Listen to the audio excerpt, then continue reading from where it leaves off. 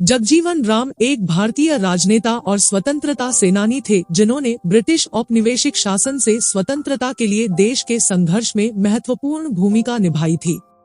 उनका जन्म 5 अप्रैल 1908 को बिहार राज्य के एक छोटे से गांव चंदवा में हुआ था। उनका जन्म एक दलित परिवार में हुआ था जो महार समुदाय से संबंधित था और जीवन भर भेदभाव और सामाजिक बहिष्कार का सामना करना पड़ा। चुनौतियों का सामना करने के बावजूद जगजीवन राम एक मेधावी छात्र थे और उन्होंने बनारस हिंदू विश्वविद्यालय और कलकत्ता विश्वविद्यालय सहित विभिन्न संस्थानों से शिक्षा प्राप्त की। वे स्वतंत्रता संग्राम में सक्रिय रूप से शामिल थे और विरोध प्रदर्शनों में भाग लेने के लिए उन्हें कई बार गिरफ्तार किया गया था। 1947 में भारत को स्वतंत्रता मिलने के बाद जगजीवन राम संविधान सभा के सदस्य बने और देश के संविधान का मसौदा तैयार करने में महत्वपूर्ण भूमिका निभाई।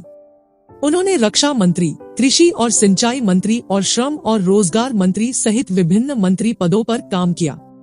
अपने पूरे जीवन में जगजीवन राम सामाजिक न्याय के लिए प्रतिबद्ध रहे और भारत में दलितों और अन्य वंचित समुदायों के जीवन को बेहतर बनाने के लिए अथक प्रयास किया।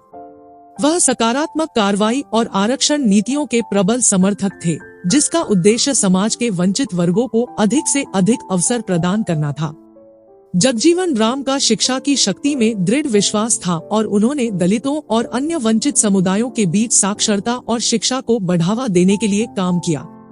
वह महिलाओं के अधिकारों के भी हिमायती थे और भारत में लैंगिक समानता को बढ़ावा देने के लिए काम करते थे।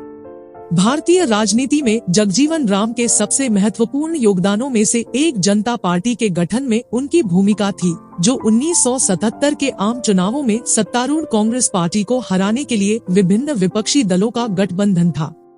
जगजीवन राम ने विभिन्न गुटों को एक साथ लाने और जनता पार्टी की सफलता सुनिश्चित करने में महत्वपूर्ण भूमिका निभाई।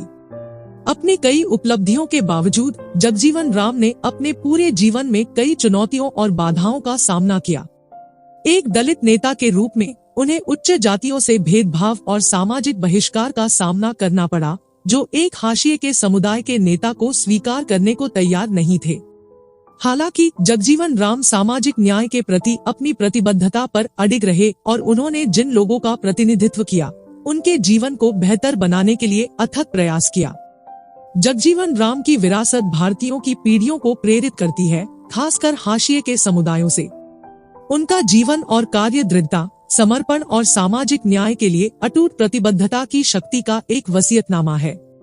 भारतीय राजनीति और समाज में उनके कई योगदानों की मान्यता में भारत सरकार ने उनके सम्मान में एक डाक टिकट जारी किया है और कई विश्वविद्यालयों और संस्थानों का नाम उनके नाम पर रखा गया है।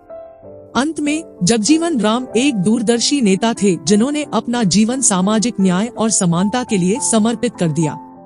भारतीय राजनीति और समाज में उनके योगदान ने देश के इतिहास पर एक अमिट छाप छोड़ी है और आज भी लोगों को प्रेरित करते हैं।